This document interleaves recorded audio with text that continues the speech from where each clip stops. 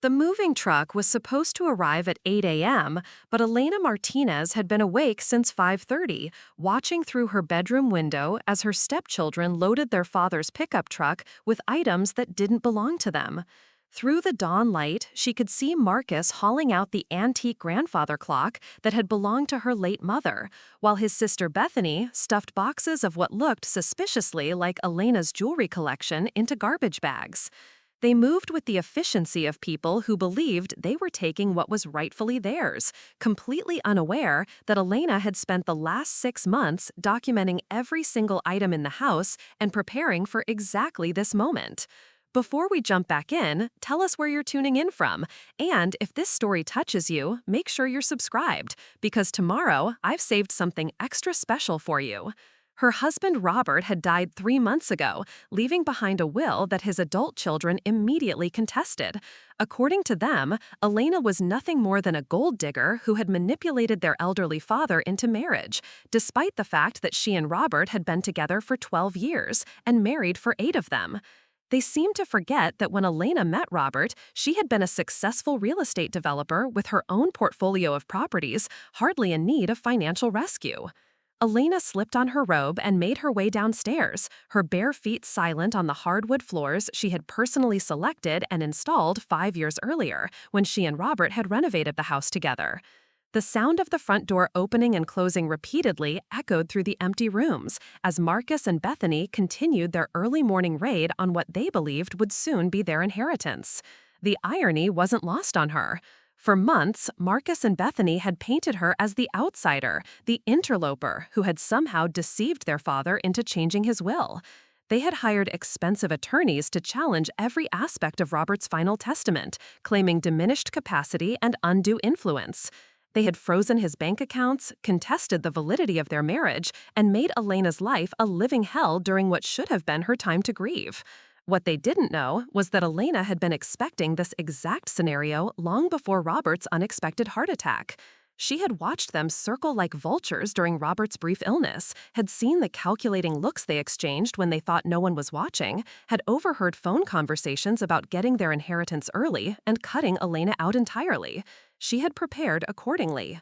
Elena walked into the kitchen and started a pot of coffee, the familiar ritual calming her nerves as she heard another piece of furniture being dragged across the floor above her. The legal papers were clear. The probate court had ruled in her favor just yesterday, confirming that Robert's will was valid and that Elena would inherit the house and the majority of his assets. The children would receive their designated portions, certainly enough to live comfortably, but not the windfall they had expected. Of course, they had immediately announced their intention to appeal, but Elena's attorney had assured her that their chances were slim. The will had been properly executed, Robert had been of sound mind, and there were multiple witnesses to his intentions. Still, Marcus and Bethany seemed determined to take whatever they could get their hands on before the legal system could stop them. Elena's phone buzzed with a text from her attorney, Patricia Henley. Moving trucks are scheduled for 10 a.m. as planned. Sheriff's deputy will be there at 9:30 to ensure peaceful transition. How are you holding up? Elena typed back quickly. They started early, currently loading their truck with items that aren't on their inheritance list. Should I document this? Patricia's response came immediately. Absolutely. Photos and video if possible. This could strengthen our case if they continue to contest. Elena smiled grimly as she pulled out her phone and began recording. Through the kitchen window, she had a perfect view of Marcus struggling to load her grandmother's china cabinet into his pickup truck, the cabinet that was specifically listed in Robert's will as going to Elena, along with all of its contents. She had met Robert Martinez when she was 32 and he was 55, a widower whose first wife had died of cancer 5 years earlier. Elena had been showing him properties for a real estate investment when their professional relationship gradually became personal. It hadn't been a whirlwind romance. They had taken their time getting to know each other, building a friendship that eventually blossomed into love. Robert's children, then in their mid-20s, had initially been cordial to Elena. Marcus was working as a sales manager at a car dealership, while Bethany was struggling to establish herself as a freelance graphic designer. Both lived paycheck to paycheck, despite their father's considerable wealth, a situation that Robert often worried about privately to Elena. The relationship had soured when Robert and Elena announced their engagement. Suddenly, every gesture of affection was scrutinized as potential manipulation. Every gift Elena gave Robert was evidence of her calculated plan to win his favor. When Robert updated his will after their marriage to reflect Elena as his primary beneficiary, Marcus and Bethany had demanded a family meeting to discuss their concerns about Elena's intentions. Elena remembered that meeting clearly. It had taken place in this very kitchen, around the table that Marcus was probably planning to take next. Robert had listened patiently to his children's accusations before calmly explaining that Elena was his wife, his partner, and his choice for how to distribute his assets. He had reminded them that they would still inherit substantial amounts, including the vacation cabin in Colorado and significant stock portfolios, but that the family home and his primary assets would go to Elena. Marcus had stormed out that day, and Bethany had burst into tears, claiming that Elena had poisoned their father against them. The accusation had stung, particularly because Elena had actually encouraged Robert to maintain close relationships with his children. She had hosted holiday dinners, remembered birthdays, and tried to include Marcus and Bethany in their lives even as they grew increasingly hostile. Now, watching them systematically loot the house she had shared with their father, Elena felt a cold anger settle in her chest. They wanted to paint her as the villain in their story. She would show them what a real strategic mind could accomplish. The sound of the front door slamming jolted her from her thoughts. Heavy footsteps echoed through the house as Marcus made his way toward the kitchen.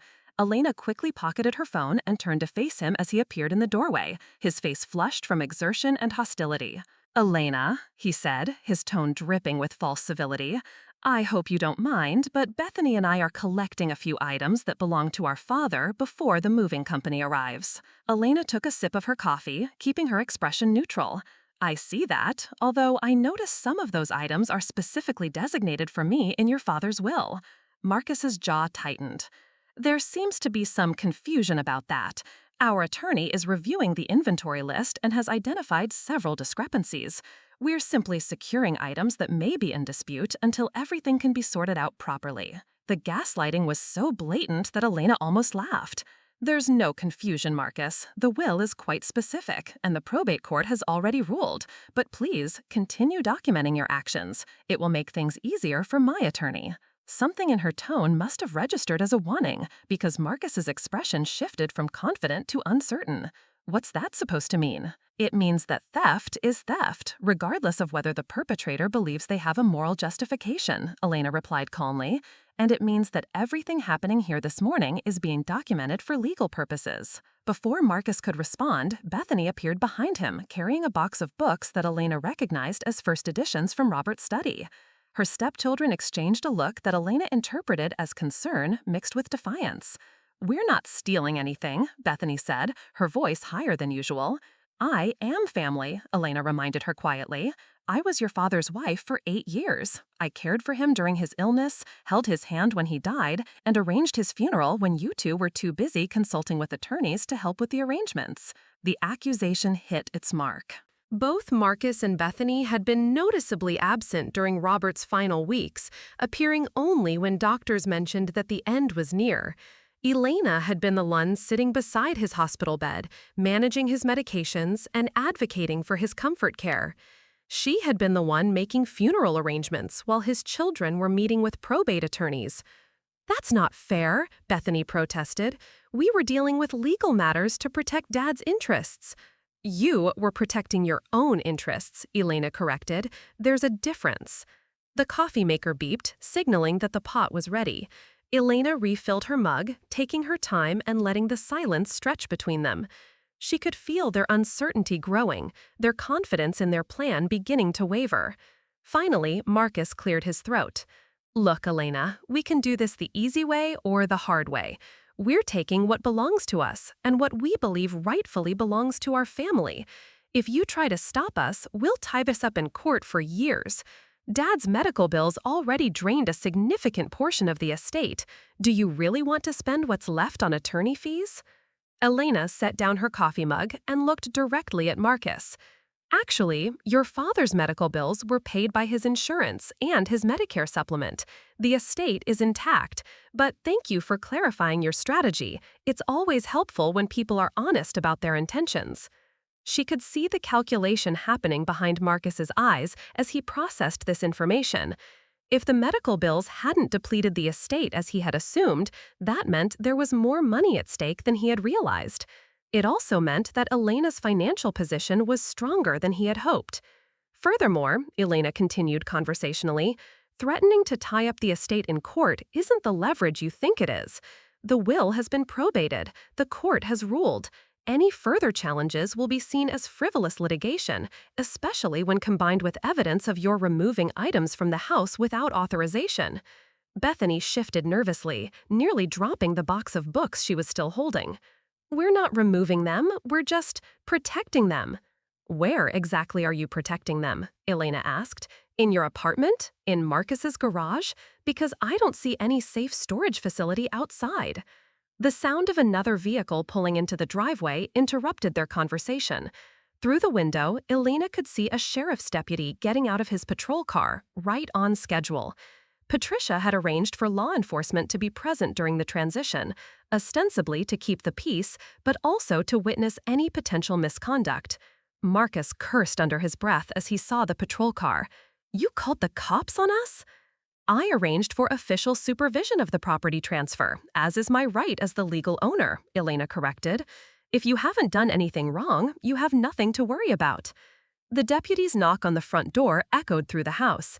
Elena excused herself to answer it, leaving Marcus and Bethany whispering urgently in the kitchen. Deputy Rodriguez was a middle-aged man with a professional demeanor who had clearly dealt with family disputes before.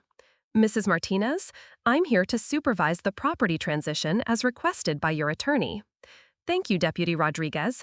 I'm afraid Robert's children arrived early and have been removing items from the house. Some of those items are specifically designated for me in the will that was probated yesterday." The deputy nodded, pulling out a small notebook. "I'll need to document anything that's been removed. Do you have an inventory of what's missing?" Elena had been hoping for exactly this question. "I have detailed photographs of the house contents taken last week, as well as video documentation of this morning's activities. I can provide both for your report." Marcus appeared in the hallway, his confident demeanor notably absent in the presence of law enforcement. "Officer, there's been a misunderstanding. We're just collecting some family items that belong to our father." Deputy Rodriguez looked between Elena and Marcus. "Sir, do you have documentation showing your legal right to remove these items?" "We're his children," Bethany protested, joining them in the hallway while still clutching the box of books. "These are family heirlooms." "Ma'am, inheritance rights are determined by wills and probate courts, not family relationships," the deputy explained patiently. "If you don't have legal documentation authorizing the removal of these items, you'll need to return them to the house." Elena watched Marcus's face cycle through anger, frustration, and calculation. She knew he was weighing his options, trying to determine how far he could push without facing criminal charges. "This is ridiculous," Marcus finally said. "Elena isn't even really family. She married our father for his money and manipulated him into cutting us out of our inheritance." Deputy Rodriguez raised an eyebrow. "Sir, that's a serious accusation. Do you have evidence to support claims of manipulation or fraud?" The question hung in the air. Elena knew that Marcus and Bethany had spent months trying to find evidence of manipulation, elder abuse, or mental incompetence. They had interviewed Robert's doctors, examined his financial records, and even hired a private investigator to look into Elena's background. They had found nothing because there was nothing to find. "The will was contested in probate court," Marcus said weakly. "We have concerns about its validity." "And what was the court's ruling?" Deputy Rodriguez asked. Marcus fell silent. Elena decided to help him out. "The court upheld the will yesterday. All challenges were rejected." The deputy made a note in his book. "In that case, any items removed from the house without the legal owner's permission could constitute theft. I'm going to need you folks to return everything to the house until this can be sorted out through proper legal channels." Elena felt a surge of satisfaction as she watched her stepchildren's plan crumble in real time. They had expected to face only her resistance, not law enforcement supervision and legal consequences for their actions. "We'll need to call our attorney," Bethany said, finally setting down the box of books. That's your right, Deputy Rodriguez agreed. But in the meantime, everything needs to be returned to the house. Over the next hour, Elena watched as Marcus and Bethany reluctantly unloaded their pickup truck, carrying her grandmother's china cabinet, her mother's grandfather clock, and boxes of personal items back into the house. Their sullen compliance was supervised by Deputy Rodriguez, who documented each returned item in his report. Elena's phone rang as the last box was being carried back inside. The caller ID showed Patricia Henley. "How are things going?" her attorney asked. "Better than expected," Elena replied, stepping out onto the back patio for privacy. "They arrived early and started loading items into their truck, but the deputy is here and they're returning everything now." "Good. That gives us additional documentation of their intent to remove property without authorization. How are you holding up emotionally?" Elena considered the question. 3 months ago, she had been a grieving widow, overwhelmed by loss and legal challenges. Today, she felt clear-headed and determined. "I'm doing well. Robert prepared me for this possibility. He knew his children better than they realized." "What do you mean?" Patricia asked. Elena looked back toward the house where Marcus was struggling to maneuver the grandfather clock back through the front door. "Robert suspected they might try something like this. He made sure I understood my legal rights, and he documented his intentions thoroughly. He also told me about certain assets they don't know about." "Such as?" "I'll show you when you arrive with the moving truck. Let's just say Robert was more strategic than his children gave him credit for." After hanging up, Elena returned to the house to find Marcus and Bethany huddled in the living room with their phones, presumably talking to their attorney. Deputy Rodriguez was completing his paperwork while keeping an eye on the proceedings. "Mrs. Martinez," the deputy said when he saw her, "everything has been returned to the house. I've documented the incident in my report, including the items that were temporarily removed. Your attorney should have a copy within the hour." "Thank you, Deputy Rodriguez. I appreciate your assistance with this situation." After the deputy left, Elena found herself alone in the house with Marcus and Bethany, who were now pacing nervously and speaking in hushed tones. She could catch fragments of their conversation about legal options, appeal processes, and financial considerations. Finally, Marcus approached her with a forced smile that didn't reach his eyes. "Elena, perhaps we got off on the wrong foot this morning. We're all under a lot of stress, and maybe we can work something out that benefits everyone." Elena recognized the shift in tactics. Unable to intimidate or override her, they were now attempting negotiation. "What kind of arrangement did you have in mind?" "Well," Marcus said, glancing at Bethany for support, "maybe we could split some of the items more fairly. I mean, that grandfather clock belonged to our grandmother. It has sentimental value for us." "It also has sentimental value for me," Elena replied. "Your father specifically wanted me to have it because I admired it so much. He used to tell me stories about his grandmother while we sat in the living room listening to it chime." Bethany stepped forward. "But you didn't even know our grandmother. These things are part of our family history." Elena felt her patience beginning to fray. "Bethany, I was part of your family for 8 years. I may not have known your grandmother, but I loved your father, and he loved me. These items have meaning to me because they were important to him." "But you could buy your own antiques," Marcus argued. "You have money from your real estate business. We just want a few family pieces to remember Dad by." The argument revealed more than Marcus probably intended. Elena realized that her stepchildren still viewed her as an outsider who could be bought off or reasoned with. They still didn't understand that she wasn't interested in their approval or their narrative about what constituted legitimate family. "Your father left you both substantial inheritances," Elena reminded them. "If you want mementos, I'm sure you can find items among what was designated for you. But I'm not interested in renegotiating a will that was carefully prepared and legally validated." Before either of them could respond, Elena heard the rumble of a large truck pulling into the driveway. Through the window, she could see the moving company arriving, right on schedule. Behind the moving truck was Patricia's luxury sedan, followed by a van she didn't recognize. "The movers are here," Elena announced, "and my attorney. I suggest you collect whatever personal items you brought with you and leave the premises. You can coordinate with Patricia if you need to retrieve anything that was specifically designated for you in the will." Marcus's face flushed red. "This isn't over, Elena. We're going to appeal this decision, and we're going to expose you for what you really are." Elena met his gaze steadily. "I'm a woman who loved your father and honored his wishes. If that's what you need to expose, then go ahead." As Marcus and Bethany gathered their jackets and phones, Elena felt a mixture of relief and anticipation. The first phase of their plan had failed, but she knew they would regroup and try again. Fortunately, Robert had prepared her for multiple scenarios. Patricia Henley entered the house as the stepchildren were leaving, nodding politely to them as they passed. She was a sharp-looking woman in her 50s who had built a reputation for handling complex estate disputes with equal measures of legal expertise and tactical brilliance. "How did they react to law enforcement supervision?" Patricia asked, setting down her briefcase in the foyer. "About as well as you'd expect. They returned everything, but they're clearly planning their next move. Marcus mentioned appealing the probate decision." Patricia nodded. "Let them try. Judge Morrison doesn't take kindly to frivolous challenges, especially when combined with evidence of attempted theft. Their behavior this morning actually strengthens our position." "Good," Elena said, "because I have a feeling they're going to escalate their efforts." "Speaking of which," Patricia said, lowering her voice, "you mentioned that Robert had told you about assets they don't know about. Would now be a good time to discuss those?" Elena smiled for the first time all day.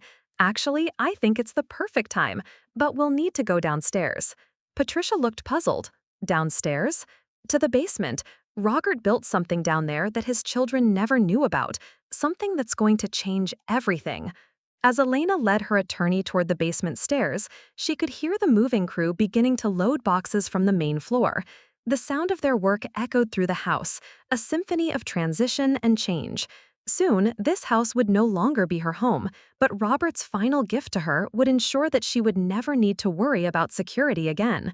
Marcus and Bethany thought they knew their father's assets, thought they understood what they were fighting for.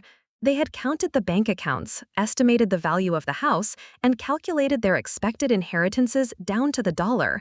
What they didn't know was that Robert Martinez had been far more successful and far more strategic than anyone had realized. Elena paused at the top of the basement stairs, her hand on the light switch. "Patricia, what I'm about to show you has to remain confidential until the appeal period expires. Robert made me promise to protect this information until I was certain his wishes would be respected." "Of course," Patricia agreed, her curiosity clearly piqued. "Attorney-client privilege covers everything you share with me." Elena flipped the switch and started down the stairs, Patricia following behind her. The basement appeared normal at first glance, a finished recreation room with wood paneling and carpeting that Robert had installed years before Elena came into his life. There was a bar area, a pool table, and comfortable seating around a large television. But Elena led Patricia past all of these features to what appeared to be a storage closet in the far corner of the basement. She opened the door to reveal shelves lined with Christmas decorations, camping equipment, and other seasonal items.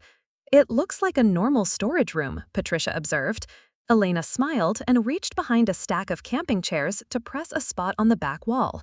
With a soft click, a section of the wall swung inward, revealing a hidden space beyond. "Robert was paranoid about economic collapse and government overreach," Elena explained as she turned on a light inside the hidden room. "He spent 10 years building this vault and stockpiling assets that couldn't be traced or frozen by authorities." Patricia's sharp intake of breath was audible as the light revealed the contents of the secret room.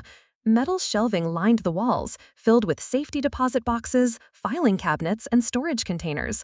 But it was the contents that made Patricia's eyes widen in shock. Gold bars were stacked neatly on one shelf, each one bearing official hallmarks and serial numbers.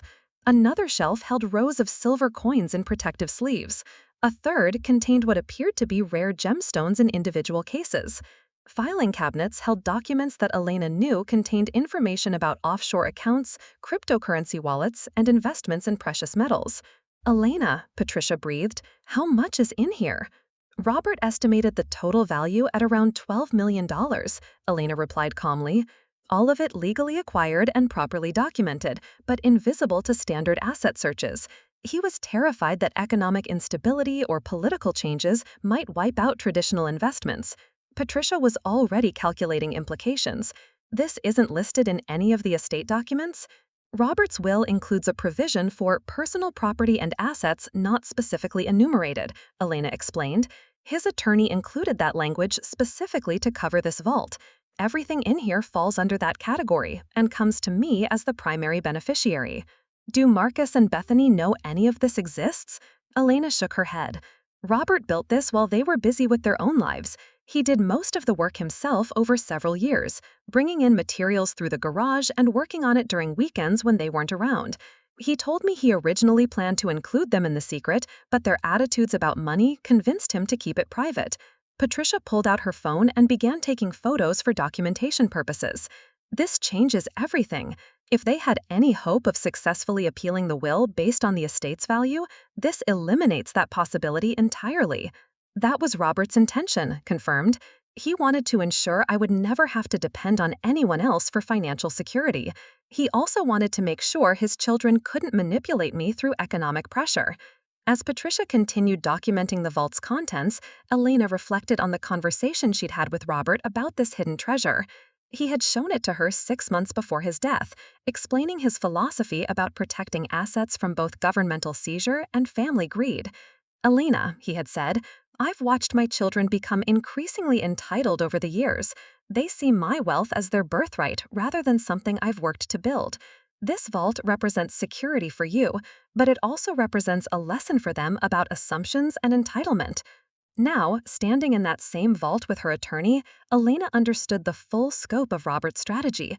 He hadn't just left her financially secure, he had left her in a position of unassailable strength against any future challenges from his children.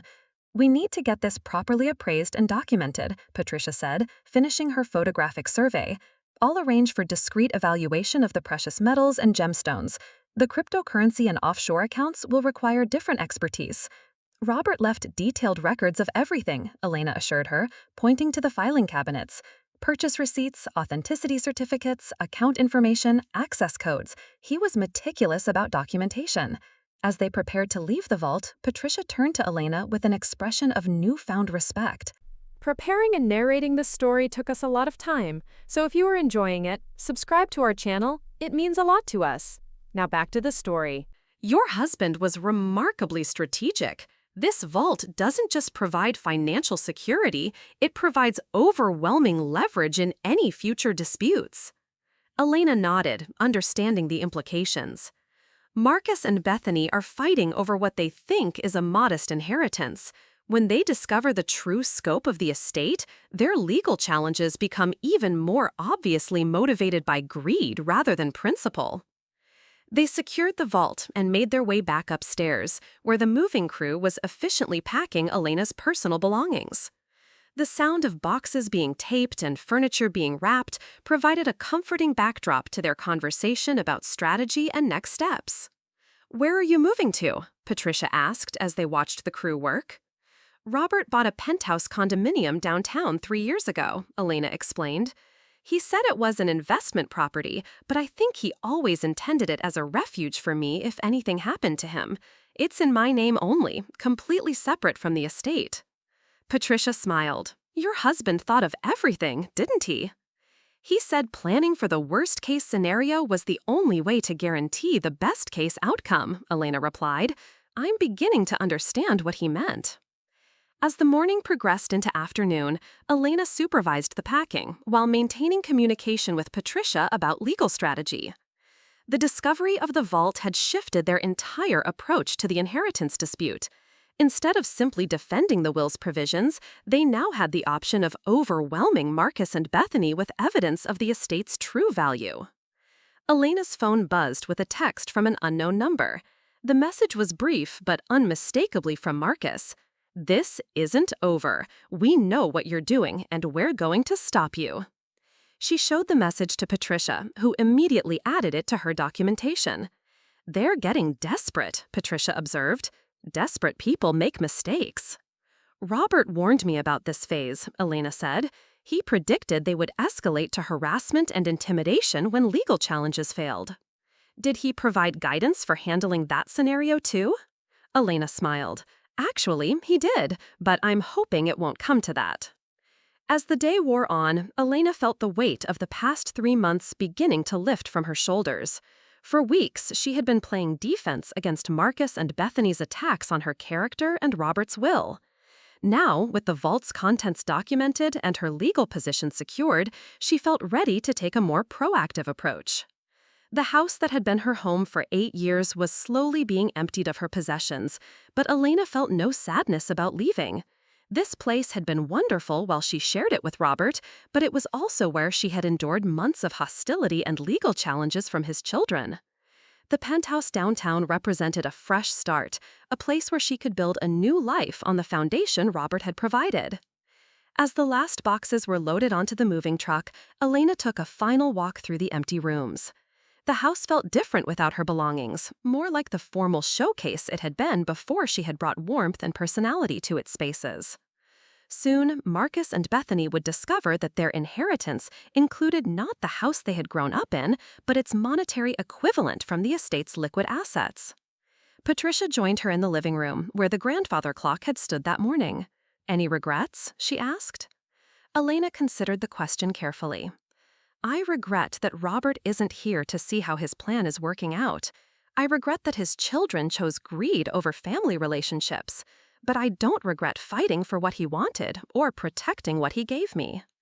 "They're going to be very angry when they realize what they missed," Patricia warned.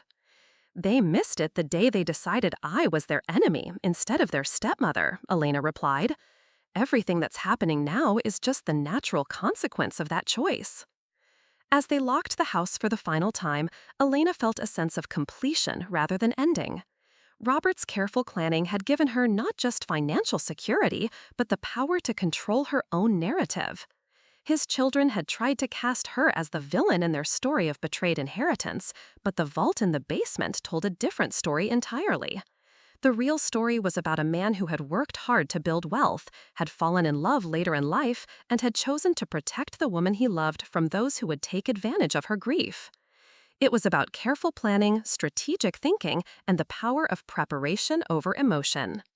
Elena climbed into her car for the drive to her new home, leaving behind the battlefield where Marcus and Bethany had thought they could overwhelm her with aggression and entitlement. They had seen a grieving widow and assumed weakness.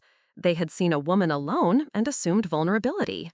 What they had failed to see was a woman prepared, a woman who had learned from a master strategist, and a woman who now held all the cards in a game they had thought they were winning.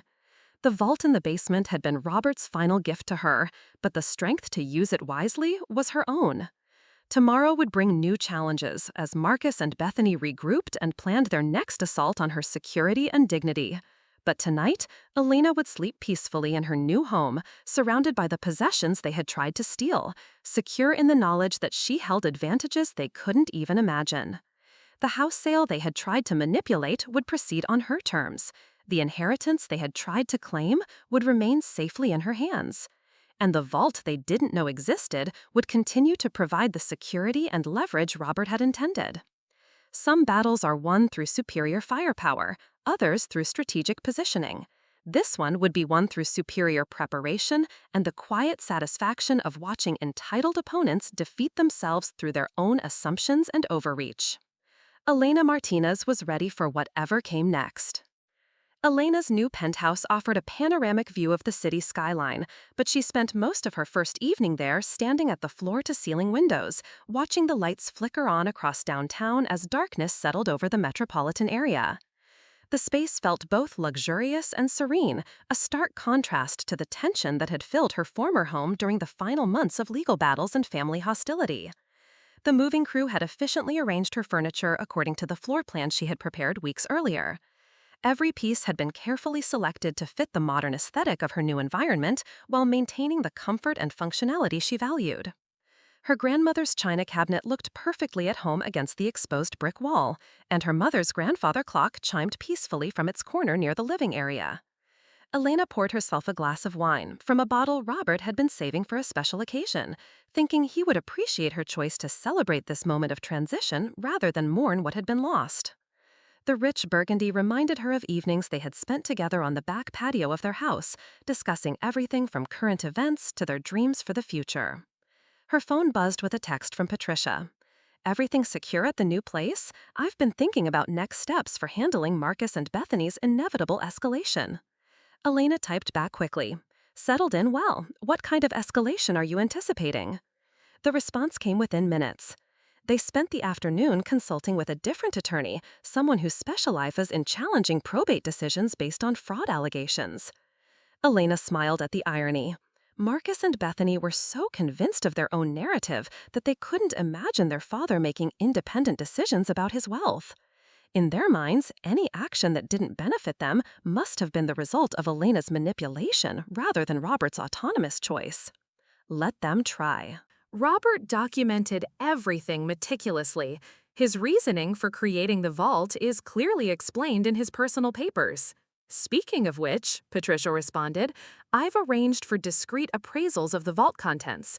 We should have comprehensive valuations within the week. The preliminary assessment suggests Robert was conservative in his $12 million estimate. Elena set down her phone and walked through her new home, appreciating the spacious layout and carefully planned design features. Robert had chosen this property specifically for her, she realized now. The open floor plan suited her preference for entertaining, while the private office space would accommodate her real estate business operations. Even the location, within walking distance of the financial district where Patricia's firm was located, seemed strategically chosen. The following morning brought the first sign that Marcus and Bethany were indeed escalating their approach. Elena arrived at her office to find a certified letter waiting from a law firm she didn't recognize. The letterhead identified them as specialists in estate fraud and elder abuse cases, exactly as Patricia had predicted. The letter was carefully worded to sound official and threatening without crossing the line into actual legal action. It demanded that Elena preserve all documents related to her relationship with Robert, particularly any financial records or communications about asset management. It also suggested that failure to cooperate with their investigation could result in criminal charges for fraud and theft. Elena forwarded the letter to Patricia immediately, then settled into work on a property development project that had been delayed during the probate proceedings.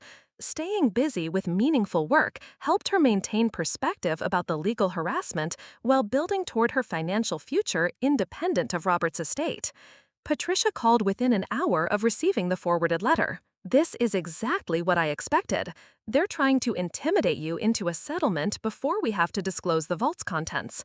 The timing suggests they have no idea what they're actually dealing with. How should I respond? Elena asked, though she already suspected Patricia's answer. Don't respond at all. This isn't an official legal proceeding, just an attempt to pressure you. Let them waste time and money investigating assets they can't access while we complete our documentation of what Robert actually left you. Elena spent the rest of the week focusing on her business while Patricia handled the legal maneuvering behind the scenes. The appraiser's preliminary report on the vault contents confirmed that Robert had been conservative in his estimates. The precious metals alone were worth nearly $8 million, while the documented cryptocurrency holdings and offshore accounts pushed the total value well beyond $15 million. More importantly, the appraiser's investigation revealed the meticulous care Robert had taken to ensure everything was legally acquired and properly documented. Each gold bar had certificates of authenticity, purchase receipts, and chain of custody documentation. The cryptocurrency wallets included detailed transaction histories showing legitimate purchases over several years. Even the offshore accounts had been established through proper legal channels with full disclosure to tax authorities. Elena was reviewing these documents in her home office when her doorbell rang unexpectedly. The building's security system showed Marcus standing in the lobby, his expression grim and his posture aggressive. Elena debated not answering, but decided that avoiding him would only escalate his desperation. Marcus is here, she told the concierge through the intercom. Please send him up, but document his visit in the building's security log. She opened her apartment door as Marcus stepped off the elevator, noting his disheveled appearance and the dark circles under his eyes. The confident man who had tried to intimidate her during the house raid looked haggard and stressed. Elena, we need to talk, he said without preamble, pushing past her into the apartment before she could invite him in. Elena closed the door calmly and followed him into the living room, where he was examining her new surroundings with obvious calculation. She could see him taking inventory of the familiar furniture and artwork that had once filled his father's house. "This is a nice place," Marcus said, his tone carefully neutral. "Expensive neighborhood. I'm surprised you can afford it so soon after Dad's death." The implication was clear. Elena was supposed to be struggling financially, dependent on whatever inheritance she could claim from Robert's estate. The fact that she was living comfortably suggested, in Marcus's mind, that she had access to resources she wasn't disclosing. "Your father was very thoughtful about ensuring my security," Elena replied, settling into her favorite chair and gesturing for Marcus to sit. "Would you like coffee?" Marcus remained standing, his energy too agitated for casual conversation. "Elena, I'm going to be direct with you. We know you influenced Dad to hide assets from us. We know there's more money than what's been disclosed in the estate documents, and we know you're planning to keep it all for yourself." Elena studied his face, noting the conviction behind his accusations. He genuinely believed his own narrative about her manipulation and greed. The possibility that his father had made independent decisions about asset protection hadn't seriously occurred to him. "What exactly do you think you know?" Elena asked, "and more importantly, what do you want from me?" Marcus began pacing in front of the windows, his frustration evident in every movement. "I want honesty. I want transparency about Dad's real assets. And I want a fair division that recognizes we're his children and you're just someone he married late in life." The casual dismissal of her 8-year marriage to Robert stung, but Elena kept her expression neutral. "Your father's will was very clear about his intentions. The probate court has validated those intentions. I'm not sure what else you're looking for." "I'm looking for the truth," Marcus said, stopping directly in front of her chair. "Dad was a careful man, Elena. He didn't make impulsive decisions about money. If he changed his will to favor you over his own children, there had to be a reason. Either you manipulated him, or there are assets he was hiding from all of us." Elena realized that Marcus was closer to the truth than he knew, but for entirely wrong reasons. Robert had indeed been hiding assets, but not from his children initially. The vault had been created as protection against economic collapse and government overreach, not family disputes. It was only later, as Marcus and Bethany's attitudes about their inheritance became more problematic, that Robert had decided to keep the vault's existence privately. "Your father made his decisions based on his own values and priorities," Elena said carefully. "If you want to understand his reasoning, perhaps you should examine your own behavior toward him during his final years." Marcus's face flushed red. "Don't try to turn this around on us. We were loyal to Dad until you poisoned him against us." "I never said a word against either of you to your father," Elena replied truthfully. "I encouraged him to maintain close relationships with both of you, even when you made it clear you resented my presence in his life." "Then why did he cut us out of our inheritance?" Marcus demanded. Elena looked at him steadily. "He didn't cut you out. You both received substantial bequests. The fact that you expected more doesn't mean you were cheated." Before Marcus could respond, Elena's phone rang with a call from Patricia. Elena answered, putting the call on speaker with Marcus's permission.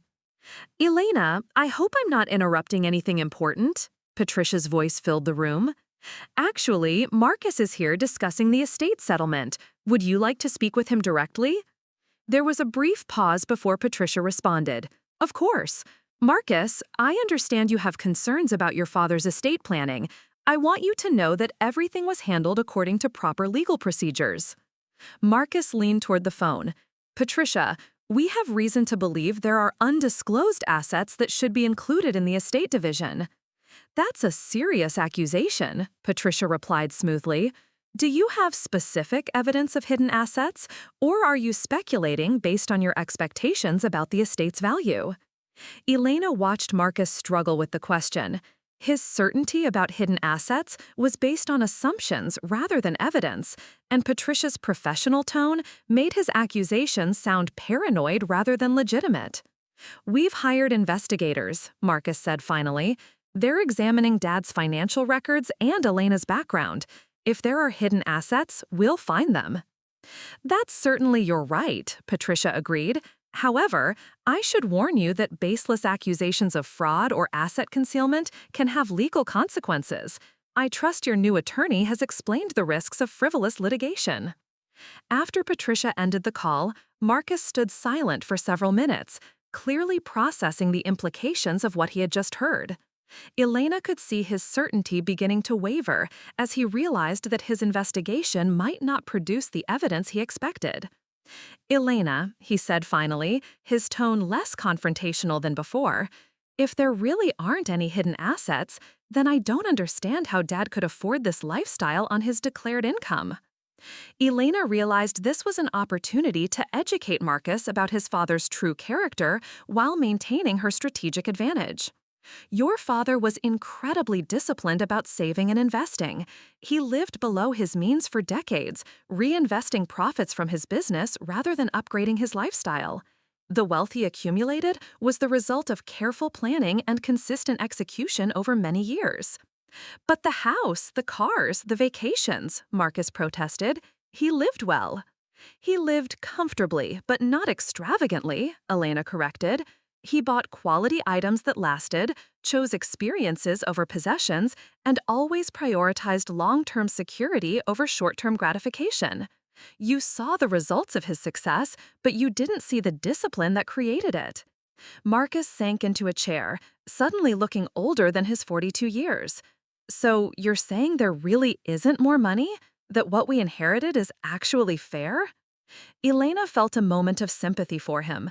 Despite his antagonistic behavior, Marcus was genuinely struggling to understand his father's decisions and his own place in the family legacy. However, she wasn't ready to reveal the vault's existence, especially when he was still working with attorneys who might try to challenge her rights to its contents. "I'm saying your father was exactly who he appeared to be," Elena said gently. "A careful, strategic man who planned for every contingency and made decisions based on his own principles rather than other people's expectations." Marcus nodded slowly, seeming to absorb this perspective. "Patricia mentioned risks of frivolous litigation. What kind of risks?" Elena pulled out her laptop and showed him the documentation from his morning raid on the house, including Deputy Rodriguez's report and the photographic evidence of items being removed without authorization. "Your attorneys should have explained that harassment and baseless accusations can result in countersuits for damages," Elena said, as Marcus reviewed the documents. "Every letter you send, every investigation you conduct, every public statement you make creates potential liability if your claims prove to be unfounded." Marcus's expression grew increasingly concerned as he realized the extent of the documentation against him. "We were just trying to protect family property."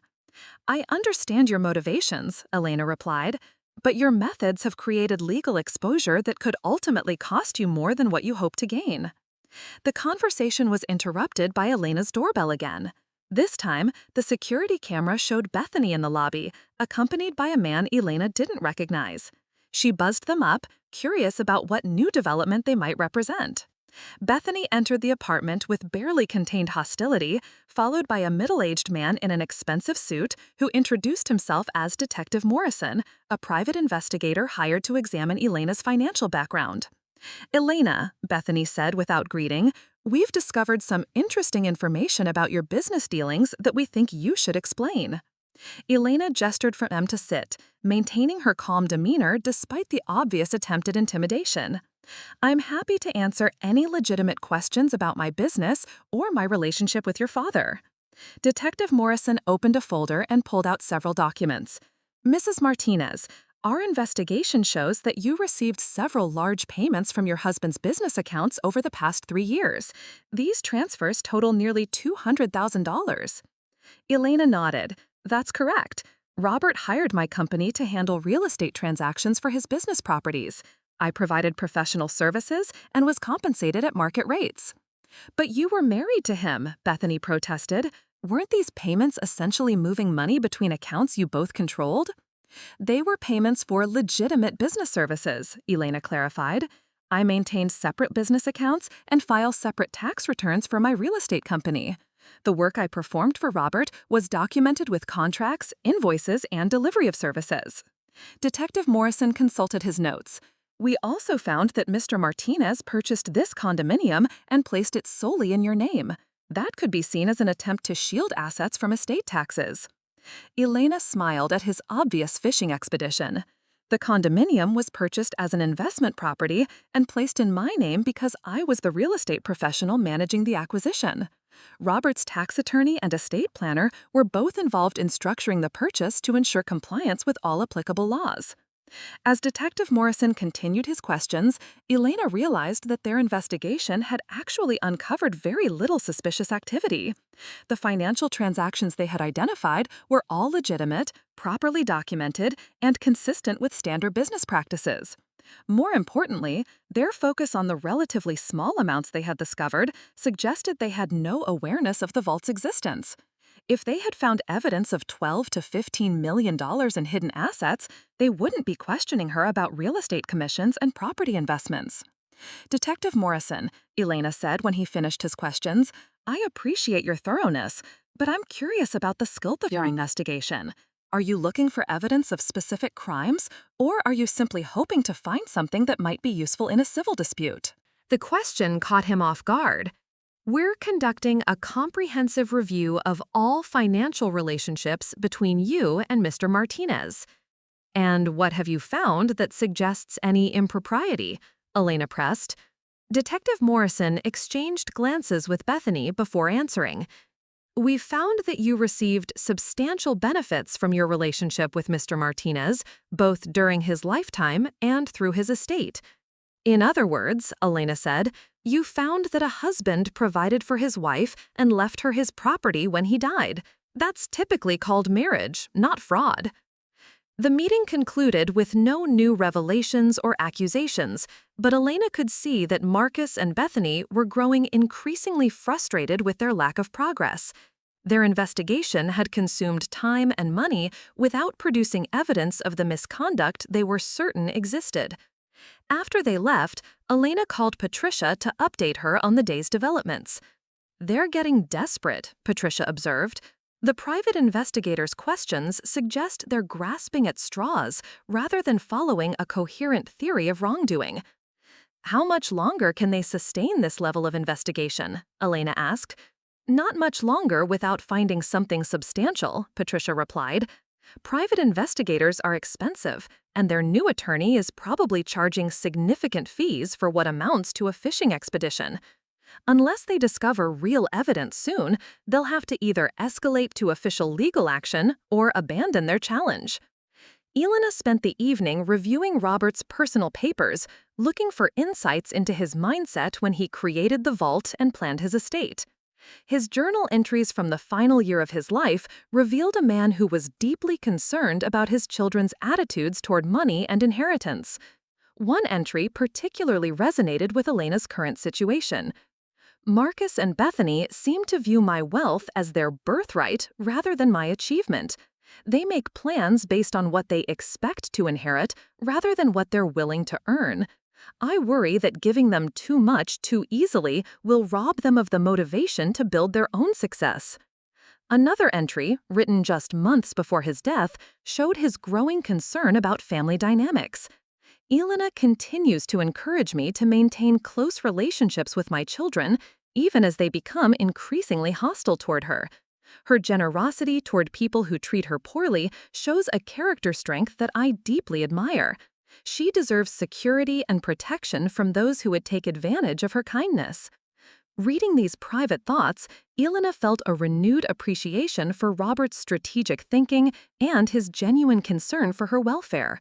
The vault wasn't just a hedge against economic collapse, it was his way of ensuring that she would never be vulnerable to financial manipulation or pressure from his children or anyone else.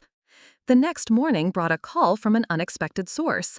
Elena's phone displayed a number she didn't recognize, but the caller identified herself as Sandra Martinez, Robert's sister-in-law from Denver. "Elena, I hope you don't mind me calling," Sandra said.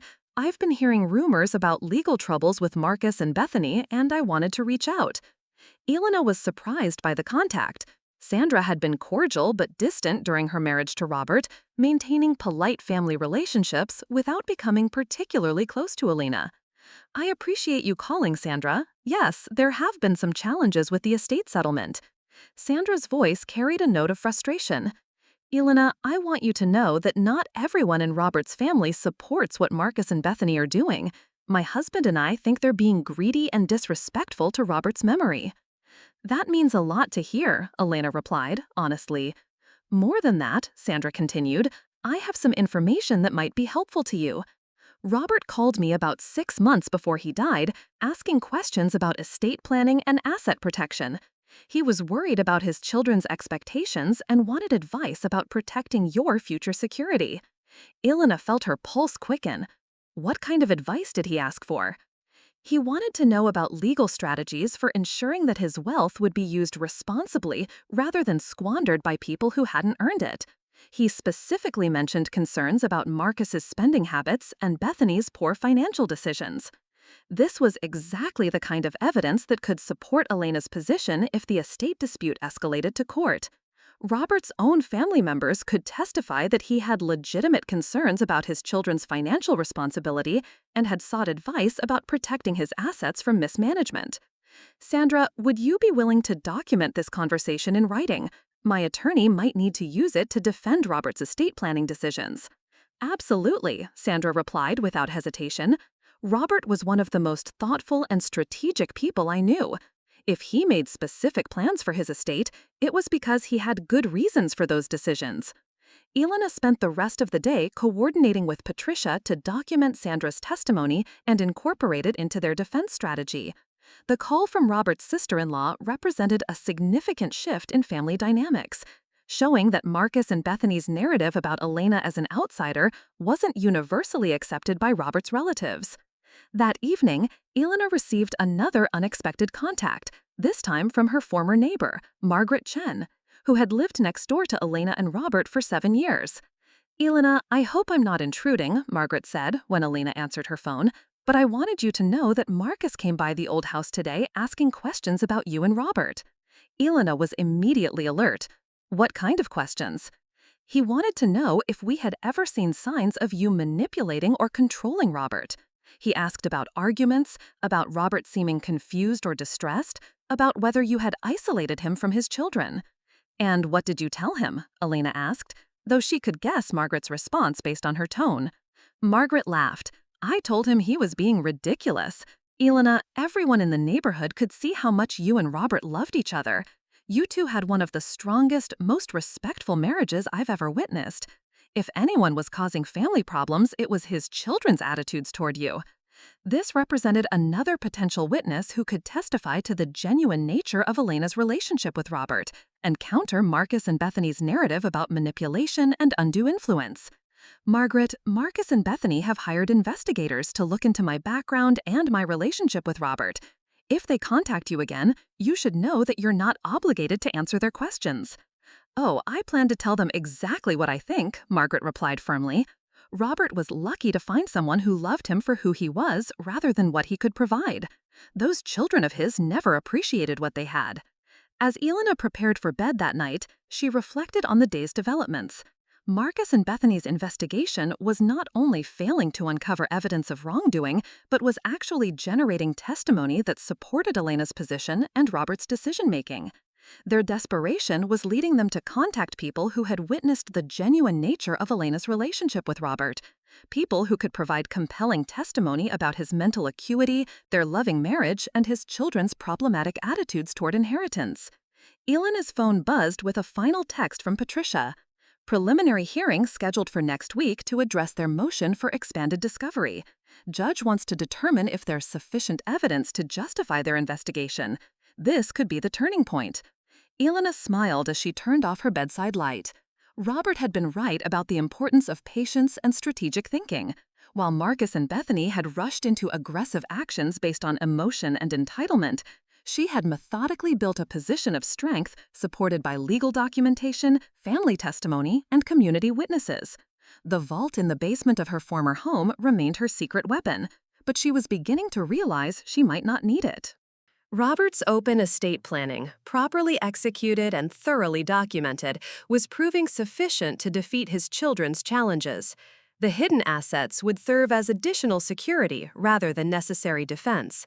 Most importantly, Elena was discovering that she had more allies than she had realized. Robert's family members, their former neighbors, and even some of their mutual friends were stepping forward to support her against Marcus and Bethany's increasingly desperate accusations. The woman who had once felt isolated and vulnerable in the face of family hostility was revealing herself to be well-positioned with strong community support and unassailable legal rights. Robert's final gift wasn't just financial security, but the foundation for rebuilding her life surrounded by people who appreciated her character and respected her relationship with him. As sleep finally came, Elena felt genuinely optimistic about the future for the first time since Robert's death. The legal challenges would be resolved in her favor, she was certain now. But more importantly, she was rediscovering her own strength and building a network of relationships based on mutual respect rather than family obligation or financial dependency. The house sale that had triggered this entire conflict was ultimately revealing the true nature of everyone involved. Marcus and Bethany's greed and entitlement were becoming obvious to neutral observers, while Elena's dignity and strength were earning recognition and support from unexpected sources. Robert's careful planning was working exactly as he had intended, protecting not just Elena's financial security, but her emotional well-being as she navigated the transition from wife to widow to independent woman reclaiming her own identity. The preliminary hearing took place in Judge Morrison's chambers on a Tuesday morning that dawned crisp and clear, the kind of autumn day that Robert had always loved for its promise of change and renewal. Elena arrived at the courthouse 30 minutes early, dressed in a navy suit that projected confidence without ostentation, her hair pulled back in a style that emphasized her composed demeanor. Patricia met her in the hallway outside the courtroom, carrying a briefcase that Elena knew contained meticulously organized documentation of every aspect of Robert's estate planning and their marriage. Over the past week, Patricia had compiled witness statements from Sandra Martinez, Margaret Chen, and 3 other neighbors who could testify to the genuine nature of Elena's relationship with Robert and his mental competency during his final years. "How are you feeling?" Patricia asked as they settled onto a bench to review their strategy one final time. "Ready," Elena replied, surprising herself with how calm she felt. 3 months of legal challenges and harassment had taught her that her position was fundamentally sound, built on truth rather than speculation or wishful thinking. Marcus and Bethany arrived with their attorney, Gerald Hutchinson, a thin man in his 60s who specialized in contesting wills and estates. Elena had researched his background and discovered a pattern of taking on cases with questionable merit but high emotional stakes, apparently betting that grief-stricken families would settle rather than endure prolonged litigation.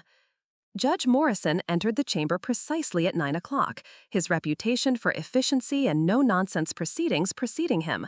He was known for cutting through emotional arguments to focus on legal facts and documented evidence, exactly the kind of judicial temperament that favored Elena's methodical approach. "Counsel, we're here to determine whether the petitioners have presented sufficient evidence to justify expanded discovery in this estate matter," Judge Morrison began, settling behind his desk with the case files spread before him. "Mr. Hutchinson, please present your argument for why additional investigation is warranted." Gerald Hutchinson stood and launched into a presentation that Elena recognized as carefully crafted theater rather than legal argument. He painted a picture of Robert as an elderly man manipulated by a younger woman who had isolated him from his family and influenced him to hide assets from his rightful heirs. "Your Honor, our investigation has revealed a pattern of financial transactions between Mrs. Martinez and the decedent that suggest systematic efforts to move assets beyond the reach of his children," Hutchinson argued. "We believe there are substantial undisclosed holdings that should be included in the estate distribution." Judge Morrison consulted his notes. "Mr. Hutchinson, what specific evidence do you have of hidden assets or financial manipulation?" Elena watched Hutchinson's confidence waver slightly as he struggled to answer the question with concrete facts rather than speculation. "Your Honor, Mrs. Martinez received significant payments from her husband's business accounts during their marriage, and she owns real estate that was purchased with funds that may have been diverted from marital assets. Are you alleging that she received compensation for legitimate business services or that she improperly diverted funds?" Judge Morrison pressed. We believe the compensation was excessive and may have been a method of transferring assets to avoid estate taxes, Hutchinson replied, his argument sounding weaker with each elaboration. Patricia rose when Judge Morrison invited her response. Your Honor, every financial transaction between my client and her husband was properly documented, conducted at market rates for professional services, and reported on appropriate tax returns. The petitioners have provided no evidence of impropriety because none exists. She opened her briefcase and handed a folder to the judge.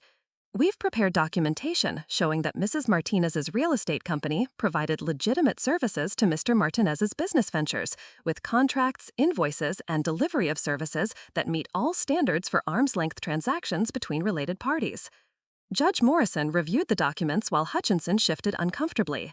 Elena could see that the judge was unimpressed with the lack of substantive evidence supporting the allegations against her. Mr. Hutchinson, Judge Morrison said finally, allegations of fraud or asset concealment require specific evidence, not general suspicions based on normal business relationships between spouses. What concrete evidence do you have that Mrs. Martinez manipulated your client's father or that substantial assets remain undisclosed? The question Elena had been waiting for had finally arrived.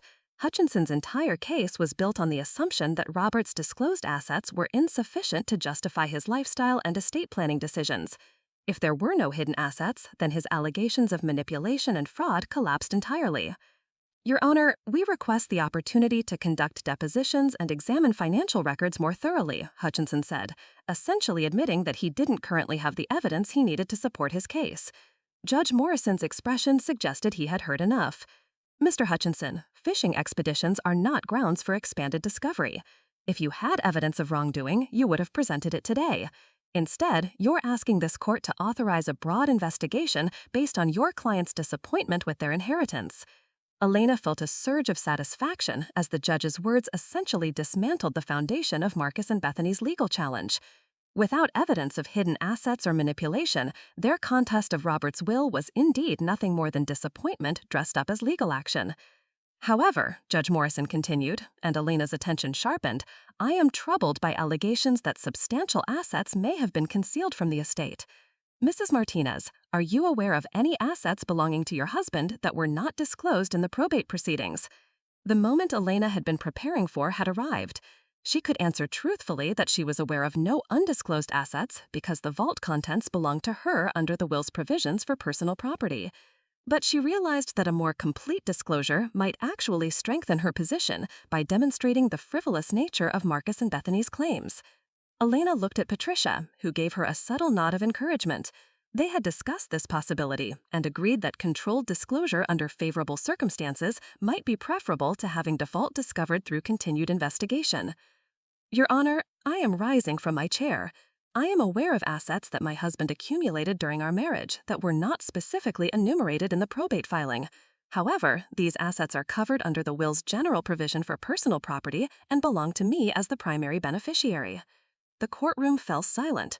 Marcus and Bethany exchanged glances of surprise and vindication, while their attorney sat forward with renewed interest. Patricia maintained her composed expression, but Elena could see the slight tension around her eyes that indicated they were entering uncharted territory. Judge Morrison leaned back in his chair. Mrs. Martinez, please elaborate on the nature and extent of these assets. Elena took a deep breath, knowing that her next words would change the entire dynamic of the legal proceedings. Your Honor, my husband was concerned about economic instability and potential government overreach. Over a period of several years, he accumulated precious metals, cryptocurrency, and other assets that he stored in a secure location known only to me. The total value is approximately $15 million. The reaction was immediate and dramatic. Marcus shot to his feet, his face flushed with anger and vindication. I knew it. She's been hiding Dad's money from us. Judge Morrison's gavel silenced the outburst. Mr. Martinez, you will remain seated and silent unless I ask you a direct question.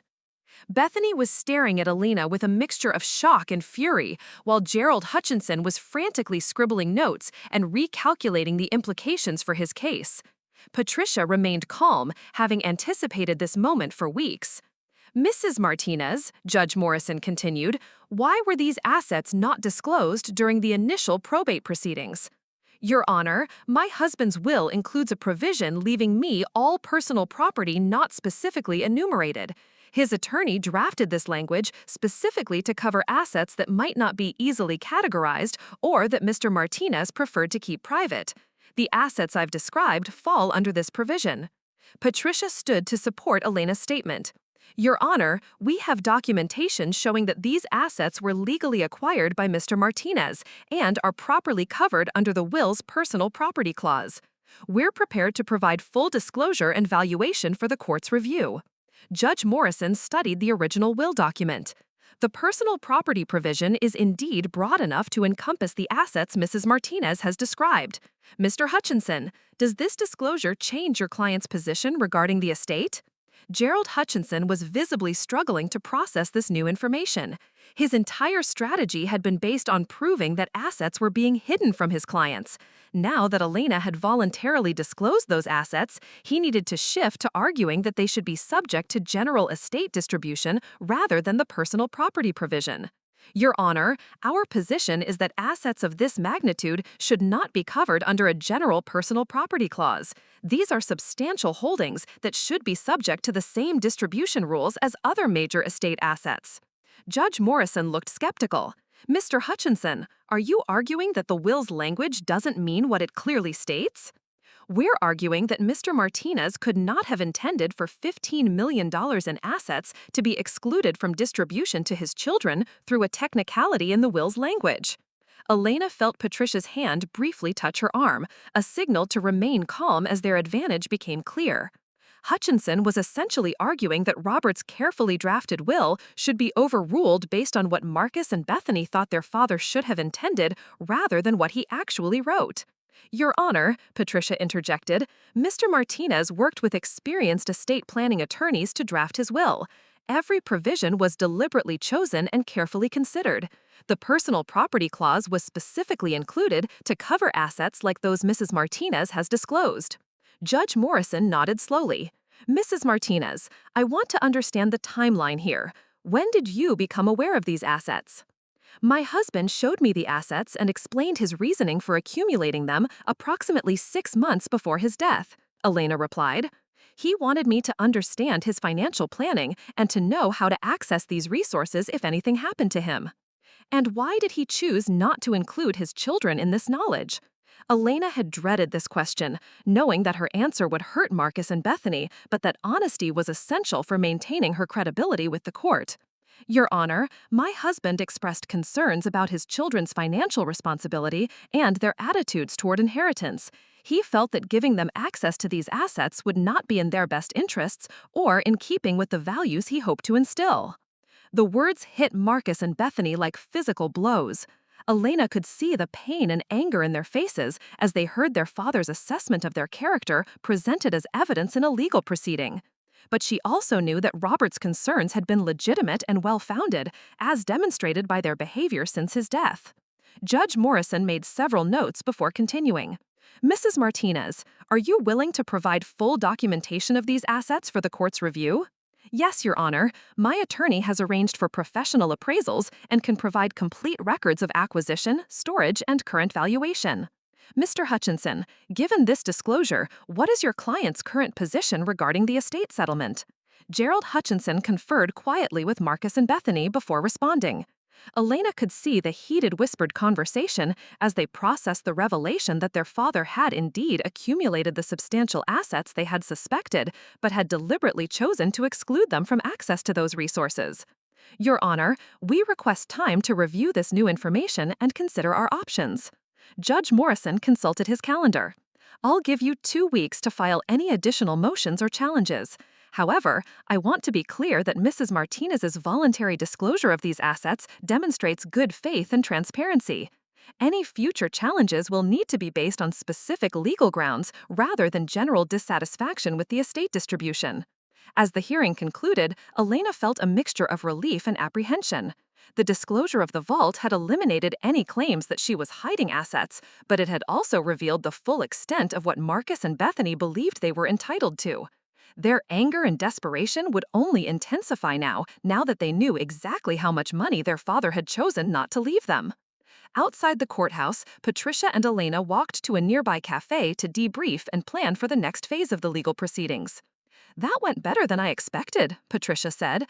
"The judge clearly sees through Hutchinson's strategy, and your voluntary disclosure undermines any claims of deception or bad faith." "What happens next?" Elena asked, though she suspected the answer would involve escalated harassment and legal challenges from Marcus and Bethany. "They'll try to challenge the personal property provision or argue that the assets should be subject to different distribution rules," Patricia replied. "But they're fighting an uphill battle. The will's language is clear, and your husband's reasoning for the asset accumulation is well documented." Elena's phone buzzed with a text from an unknown number.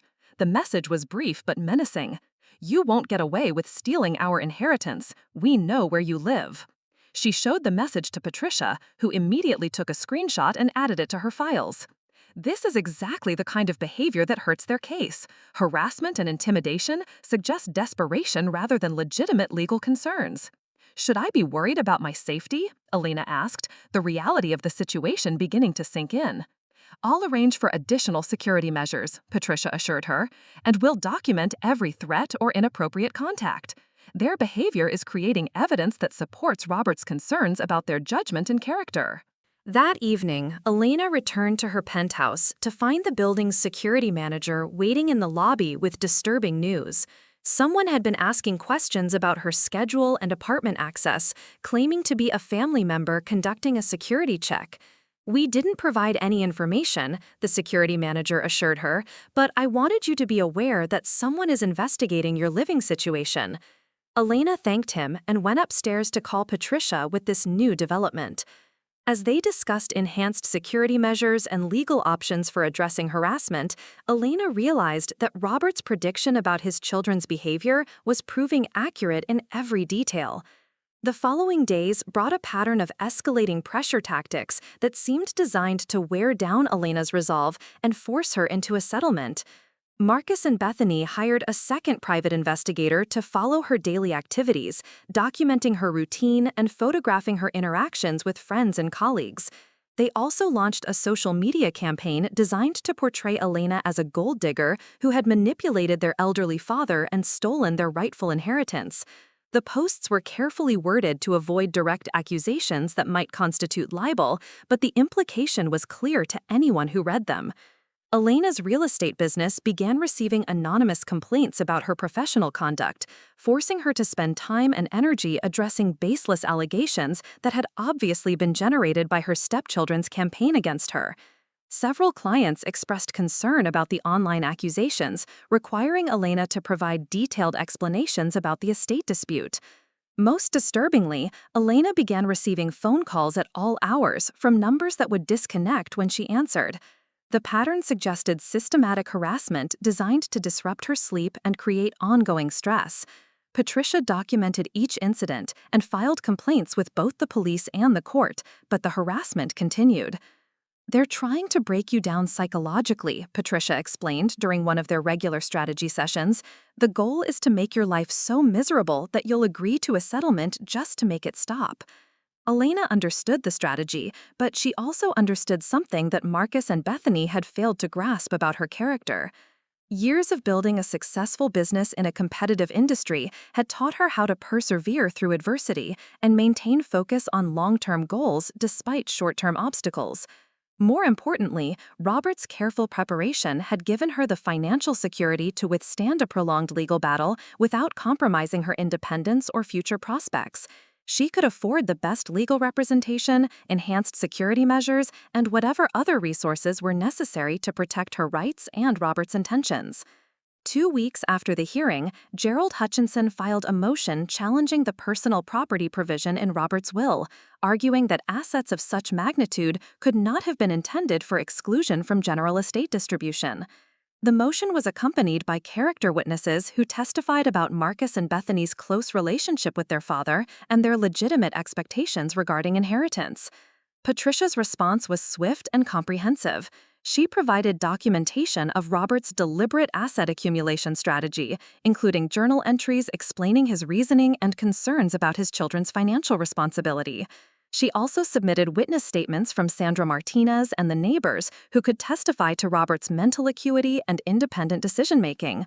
Most effectively, Patricia included Marcus and Bethany's own communications and behavior as evidence supporting Robert's concerns about their judgment and character. The harassment, threats, and social media campaign were presented as proof that Robert's assessment of his children had been accurate and prescient. The second hearing took place 3 weeks later, with Judge Morrison clearly annoyed by the continued challenges to a will that had been properly executed and clearly written. "Mr. Hutchinson," he began, "your clients seem determined to litigate every aspect of their father's estate planning. What specific legal grounds do you have for challenging the personal property provision?" Hutchinson's argument had evolved into a claim that Robert lacked the mental capacity to understand the implications of his asset accumulation and estate planning. This strategy required him to present evidence that Robert was suffering from cognitive decline or had been manipulated into making decisions that were contrary to his true interests. "Your Honor, we believe Mr. Martinez was influenced by his wife to make financial decisions that were not in keeping with his previous patterns of careful family planning.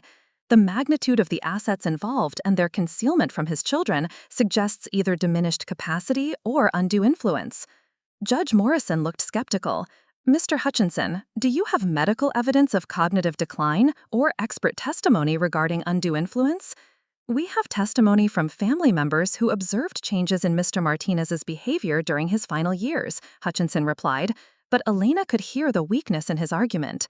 Patricia's rebuttal was devastating. She presented medical records showing that Robert had been mentally sharp and engaged until his death, including assessments by his physicians that confirmed his cognitive function. She also provided testimony from Robert's estate planning attorney, who described detailed discussions about asset protection strategies and confirmed that Robert had initiated and directed all aspects of his financial planning. "Your Honor," Patricia concluded, "the evidence shows that Mr. Martinez was a sophisticated investor who made deliberate decisions about asset protection and estate planning. His children's disappointment with those decisions does not constitute grounds for overturning his clearly expressed wishes." Judge Morrison took only a brief recess before returning with his decision. "After reviewing all the evidence presented, I find no grounds for challenging the personal property provision in Mr. Martinez's will. The assets disclosed by Mrs. Martinez are properly covered under that provision and belong to her as the primary beneficiary." Elena felt a wave of relief and vindication as the judge continued. "Furthermore, I am concerned by the pattern of harassment and intimidation directed toward Mrs. Martinez during these proceedings. Such behavior is inconsistent with legitimate legal challenges and suggests that the petitioners are more interested in pressure tactics than legal resolution." The judge's final words carried the weight of official disapproval. "Any further challenges to this estate settlement must be based on substantial new evidence and filed through proper legal channels. Continued harassment or frivolous litigation will result in sanctions and potential criminal charges." As the hearing concluded, Elena watched Marcus and Bethany's faces cycle through disappointment, anger, and calculation. She knew they were considering their next moves, weighing the costs of continued litigation against the possibility of success. But she also knew that their options were rapidly diminishing. Outside the courthouse, Patricia was cautiously optimistic about the outcome. "This should end their legal challenges," she said, "but they may escalate their harassment tactics out of desperation." Elena nodded, understanding that victory in court might not translate to peace in her daily life. "What can we do to protect against that?" "Document everything, maintain security measures, and be prepared to seek restraining orders if their behavior becomes more threatening," Patricia advised. "They're running out of legal options, but people in their situation sometimes resort to increasingly irrational actions." That evening, Elena returned to her penthouse to find a package waiting with the building's concierge. Inside was a collection of family photographs that had been taken from Robert's house, along with a note from Bethany. "These belong to our family, not to you. Dad would want us to have them." Elena looked through the photographs, recognizing images from family gathering, holidays, and special occasions spanning decades of Robert's life with his children. Many of the pictures showed happier times when Marcus and Bethany had been genuinely close to their father, before money and inheritance had poisoned their relationships. Rather than feeling anger at this latest violation, Elena felt sadness for what had been lost. Robert had loved his children deeply, but he had also understood their limitations and weaknesses. His estate planning had been an attempt to provide for them while protecting them from their own poor judgment, but they had interpreted his wisdom as betrayal. Elena called Patricia to report the incident, but she also made a decision that surprised herself. "I want to return some of these photographs to Marcus and Bethany," she said. "Not because they're entitled to them, but because Robert would want his children to have memories of better times." Patricia was skeptical. Any gesture of goodwill could be interpreted as weakness or admission of wrongdoing. "Maybe," Elena agreed, "but it could also be an opportunity to end this conflict with dignity rather than continued hostility." The next morning, Elena called Marcus directly, catching him off guard with her conciliatory tone. "Marcus, I received the photographs that Bethany left for me. I understand they have sentimental value for you and Bethany. I'd like to suggest a meeting where we can go through them together and you can take the ones that are most meaningful to you." There was a long pause before Marcus responded. "Why would you do that?" Because your father loved you, and I think he would want you to have photographs that preserve good memories of your relationship with him. The meeting took place 2 days later in Patricia's office, with both attorneys present to ensure that nothing Elena said or did could be misinterpreted later. Marcus and Bethany arrived with obvious suspicion, unsure whether Elena's offer was genuine or part of some larger strategy. Elena had spent the previous evening going through the photographs and selecting ones that showed Marcus and Bethany with their father during clearly happy moments. She had also prepared copies of photographs where she appeared with Robert, thinking his children might want reminders of their father's happiness during his final years. "These are yours," Elena said simply, handing over a carefully organized collection. "I kept copies of the ones where we all appear together, but the originals belong with you." Bethany looked through the photographs with tears in her eyes, stopping at images of herself and Robert working together in his garden, a hobby they had shared during her teenage years. Marcus studied pictures of fishing trips and baseball games, remembering times when his relationship with his father had been uncomplicated by money and expectations. "Elena," Bethany said quietly, "why are you doing this? We've been awful to you." Elena considered her response carefully. "Because your father was a good man who loved his family. This whole situation has been painful for everyone, but I don't want it to end with only bad memories." Marcus set down the photographs and looked directly at Elena for the first time since Robert's death, without hostility in his expression. "We thought you had stolen from us. We thought Dad had been manipulated into forgetting his own children." "Your father never forgot you," Elena replied. "He worried about you, and he made decisions based on what he thought would be best for everyone in the long run. You may not agree with those decisions, but they came from love, not manipulation." The conversation continued for over an hour, with Marcus and Bethany gradually expressing their confusion and hurt about feeling excluded from their father's final years. Elena listened without defending herself, understanding that their pain was real, even if their actions had been misguided. "We were scared," Bethany admitted finally. "Dad always seemed so strong and in control. When he got sick, we didn't know how to handle it. And then he died, and we felt like we had lost him twice, once to illness and once to legal documents we didn't understand." Elena felt genuine sympathy for their experience. "I understand that feeling. But your father's planning wasn't meant to hurt you. It was meant to protect everyone and ensure that his values were honored even after he was gone." As the meeting concluded, Marcus and Bethany seemed emotionally drained but less hostile than they had been in months. They thanked Elena for the photographs and left without making any threats or accusations. Patricia waited until they were gone before expressing her assessment. "That was either very wise or very risky.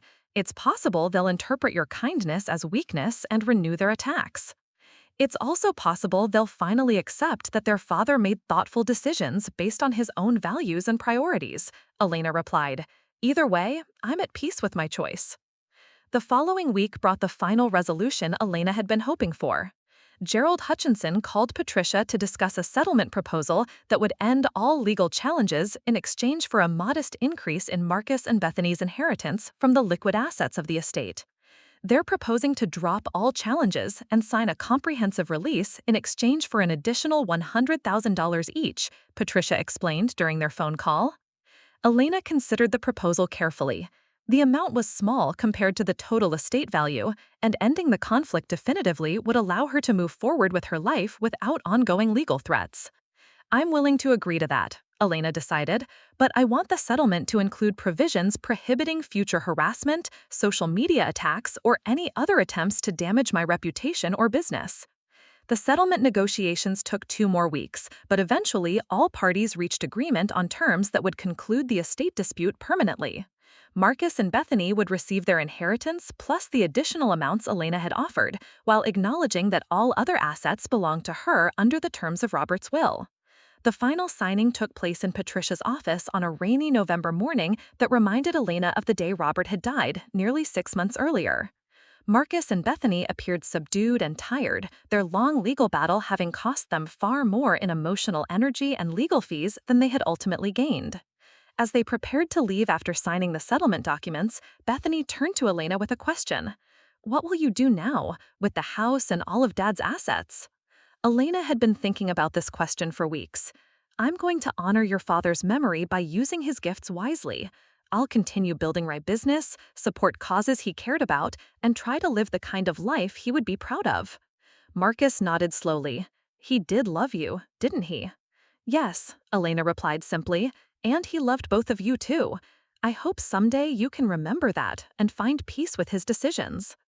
After they left, Elena and Patricia completed the final paperwork that would transfer ownership of all remaining assets and close the estate permanently. Patricia handed Elena a set of keys that included access to the house that had started this entire conflict. "What will you do with the house?" Patricia asked. Elena smiled, having already made this decision. "I'm going to sell it and use the proceeds to establish a scholarship fund in Robert's name. He always believed education was the key to building character and making wise decisions." The irony wasn't lost on either of them.